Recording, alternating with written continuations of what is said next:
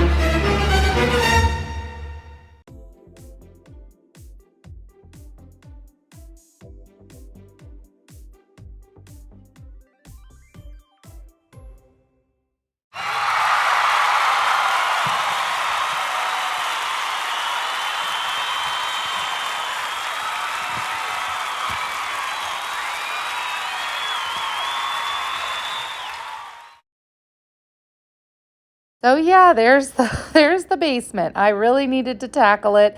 It was quite the mess. On top of having children in and out, as you can see, Timmy and Zach come down here, and Zach is doing a workout and Timmy is getting into the boxes, which is a normal occurrence here. Usually when an older one comes down, a younger one joins them and finds whatever they can get into to try to get into it.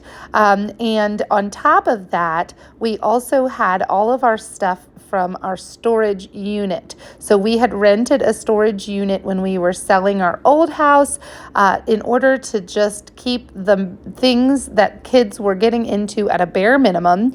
Also to kind of keep it easy to clean at a moment's notice, because that was what we had when showing. We tried to give ourselves 24 hours notice, but when push came to shove, if somebody really wanted to see the house, we would get out.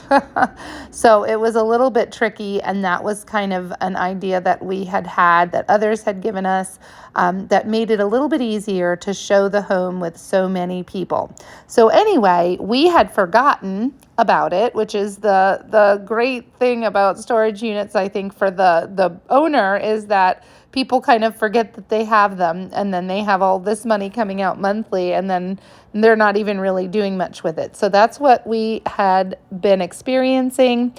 So we had finally decided we're going to empty out that storage, and Mike and the boys had put it into the porch, but the porch is a screened-in porch, so It's still open to the elements outside, and some of the older boys had their treasures in that storage unit. So they did not want those to get destroyed. Also, if something is accessible to young children, as you saw in the in the earlier video, they will get into it. So I did not want things being drug into the house, making it much more difficult to keep the main area clean. My focus usually during the day with all of the people is to just try to keep the main area tidy and clean. It helps everybody's mood and everybody to kind of be a little bit more settled, and then when Mike walks in, he's walking into kind of a settled environment. So anyway, suffice it to say, I did not have the time nor the energy to go through all of the things that came in from the storage unit when they came in. So I asked the boys to just kind of bring it down to the basement. Our basement is semi-interesting. It kind of is a dual purpose basement. It was used by the previous owners as a garage and a basement. So they don't have a garage. This is the garage and the basement. So it has 2 garage doors and it has 2 exterior doors as well, just normal doors that you would walk through. Now, when my husband went through with the inspector, when we were buying the house, they said we needed to make sure to switch out those garage doors with cinder block walls, because they can cause too much moisture buildup and too much temperature variation for the home and cause mold and other moisture issues. So we will eventually be doing that. There's a lot to do in this home, and that's just one of those items that's on the list, kind of at the bottom, because we still have bathrooms that need to be dealt with, as we are still, as a family of 11, only having 1 shower to use between all of us. So thankfully, we have a lot of little kids that can kind of get bathed together. Anyway, so I am going through, I kind of made it my job and my mission during the kids' time off from our co-op and my time off from kind of being teacher mom to say, I am going to go through all of this stuff. We also had about 6 or 7 window air conditioning units that needed to be removed so we could use the heat for the winter. So the children were just kind of instructed to take them downstairs and make sure that they were not tilted, make sure that they were flat, because they have liquid and we didn't want them to leak. So anyway, there is a crawl space on the garage side. I don't know if you'll be able to see it in any of this video, but it's kind of perfect for storing these air conditioning units. I was able to fit them all back there.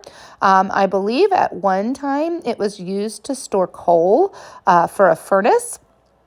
But right now we're using it as kind of a crawl space for these air conditioning. So I end up taking all 6 of those. There is one that's a little heavier than the rest, and I realized that the shelf that I have the camera on at the moment has enough space underneath of it for it once I start going through boxes. So the point of this was to go through all of the things from storage and also to unpack some of the boxes from when we moved in 6 or 7 months ago, because we still have boxes that have not been through.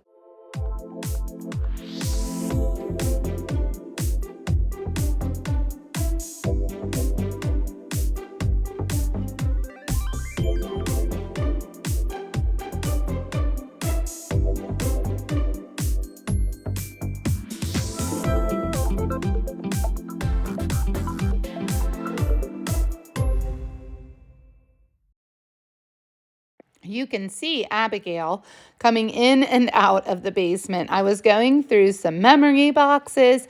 There were some hats from when the twins were in the NICU. There was a doctor who, with her mother, would knit hats for each of the babies in the NICU for any holiday that was coming up.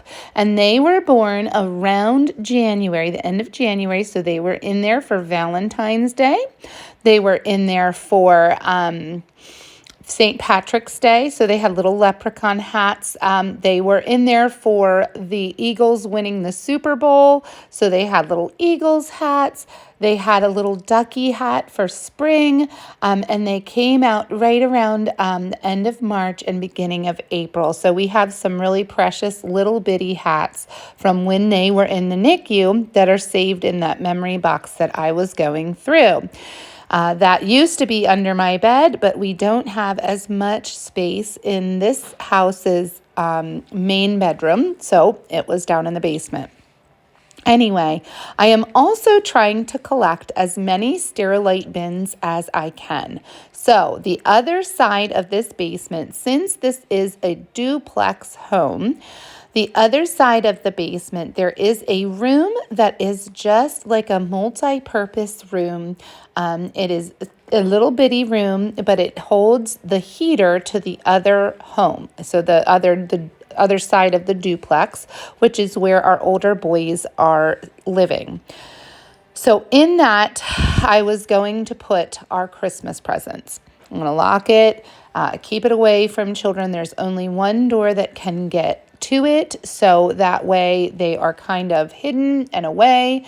However, there is some moisture issue in that room, so I wanted them to be in a sealed container like a Sterilite bin if they were not already in a plastic storage type container like a bag. So I was trying to empty out as many Sterilite bins as I could. I ended up being able to empty out enough so that each child would have their own bin, which will make it easier when it comes to wrapping them, and one bin for like everybody gifts. We do get some gifts, and I'll be sharing some of this a little bit later, but some gifts for like the entire family. Well, we have one this year that's for the entire family, and then I have one that's for the older group of children, and then one that's for the younger group of children. So they're not always individual gifts.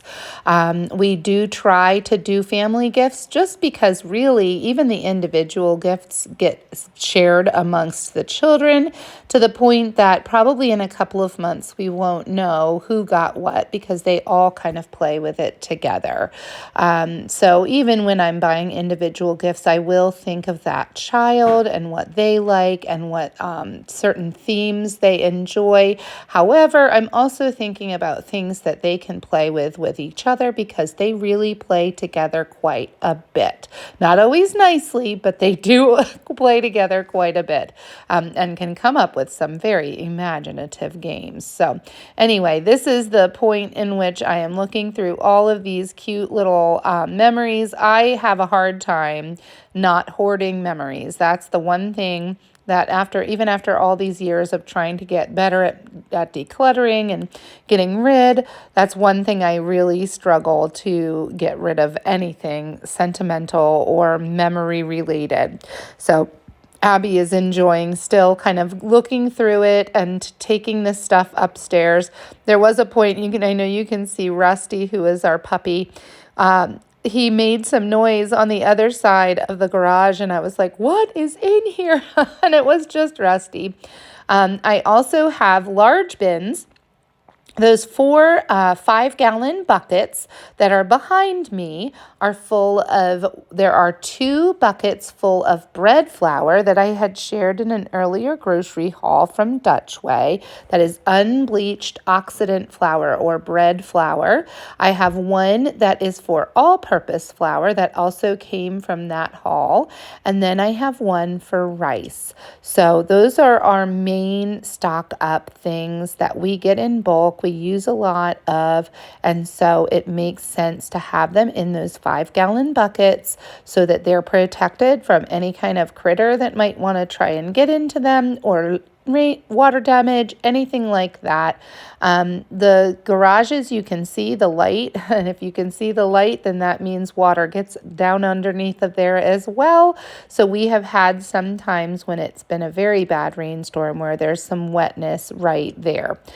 So anyway, it's just in order to protect it from the elements. I am finding knobs and poles for drawers in a giant bag. I'm assuming Mike and the older boys packed our entire house in one day.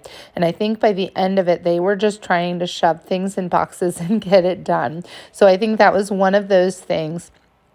I debated just throwing them away, but we are hoping to kind of redo the kitchen, and it is always a good idea to have those things on hand so that we're not having to pay for them. So anyway, I found a little Ziploc bag. I keep my Ziploc bags down here anyway, so I found a Ziploc bag and put all the poles and knobs in there, and then put them along with some paint and other construction type things.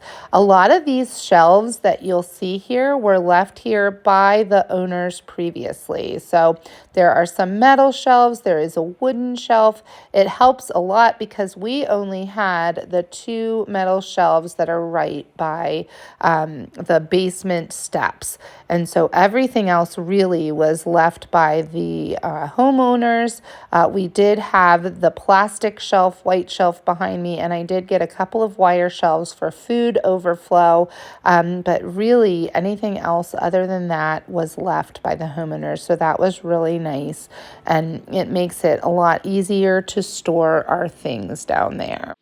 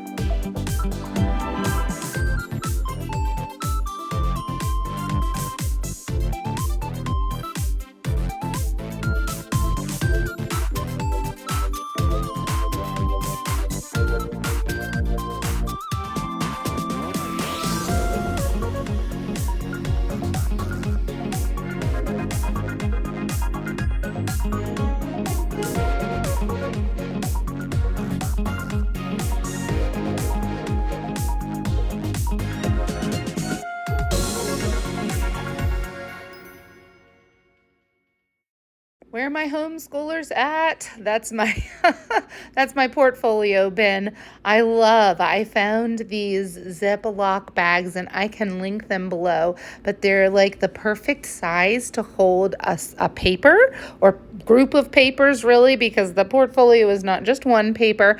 But anyway, it's a way to kind of get rid of that binder and store them very streamlined, but all of the papers keep together because they're zippered into that pouch. So that is how I store them, and they fit perfectly in the box that they're in. So then I kind of stack those. This is the year that I had to get one more box because we had enough people with portfolios last year that there wasn't room anymore in my one box of portfolios. So anyway, all those papers to store, and I struggle with that as well. The other thing that you'll notice by the end of this is my struggle with bins and organizing boxes as well. There are certain things that I collect and have a hard time getting rid of. Those bins, because you always feel like, man, I could probably use those to hold something, and then I don't have to get something new. And also the boxes or the books. Any kind of homeschooling book, any kind of book in general, I have a really hard time getting rid of. Any pictures, things like that are really hard for me. And we'll continue to go through this because my goal is in December to show a decluttering / just organizing type project to prepare for the holidays once a week. So I'm going to be going through it with you, and I'd love for you to join me. To come up with a plan of your small things that you can declutter. Like I had said before, it's for me going to probably be a box or a basket or a drawer. My main trouble areas right now are my schoolroom closet that has a lot of my leftover curriculum. We are in a co-op this year, and we were last year, where they determine the curriculum for you. Before that, I kind of could pick, and I felt a little more comfortable just getting rid of what didn't work for me, because I knew that I probably wouldn't choose it again for the next child down the road.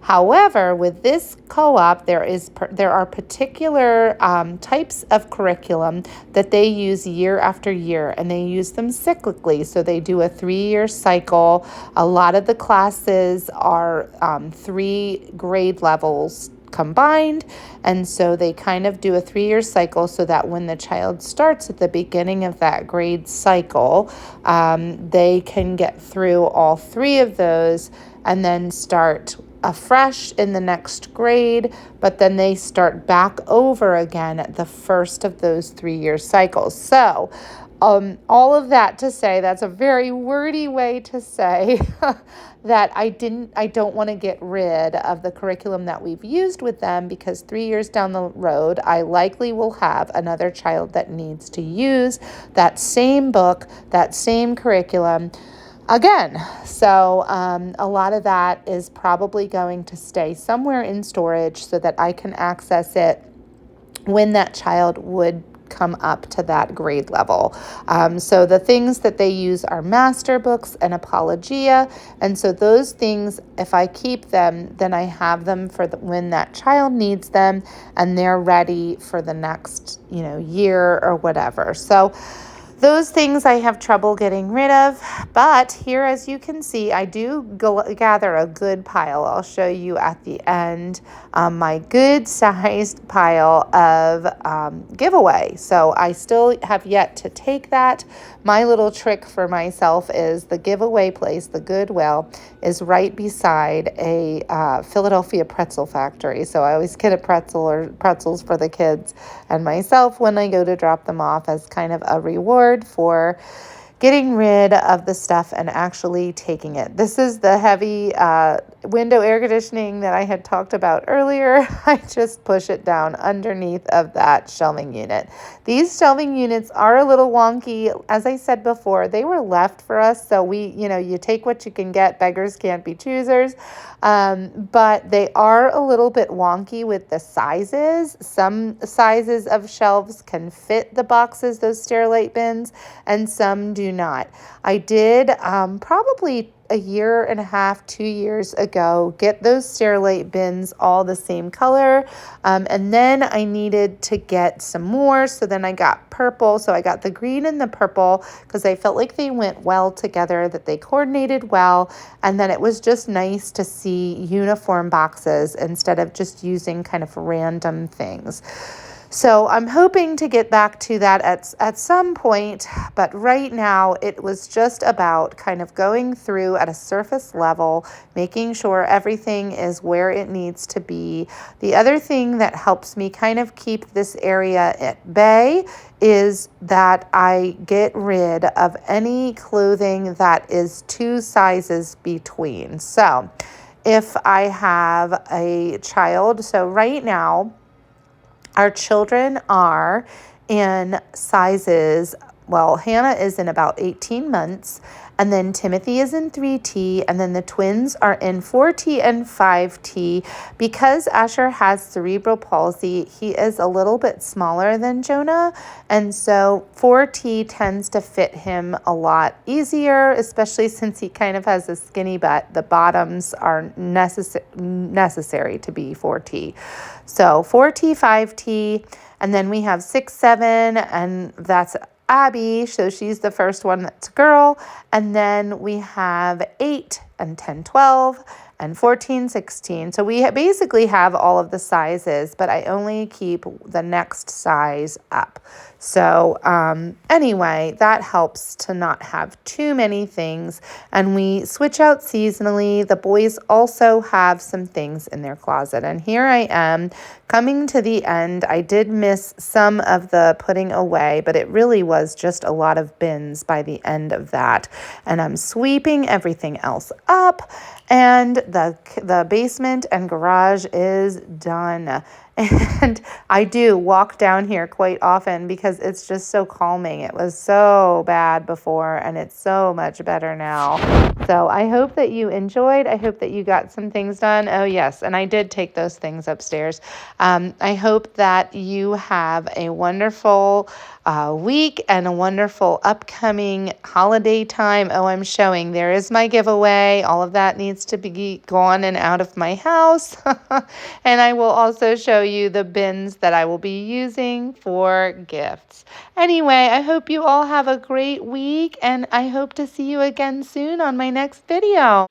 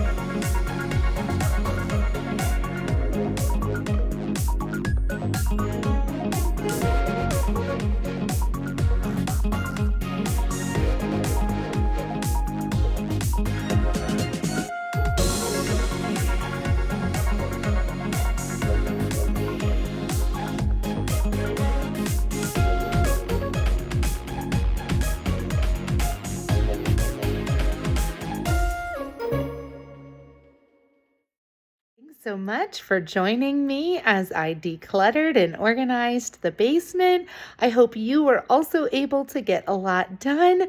Please like and subscribe and follow along as we go into the holiday season. I'm going to be sharing a lot of things that we do as a family that we have done for years to prepare our hearts for Advent, as well as some projects that I'd like to get done just to have the house in order and ready for the holidays. Again, like I said at the beginning of the video, we have a lot of people, which also comes with a lot of stuff.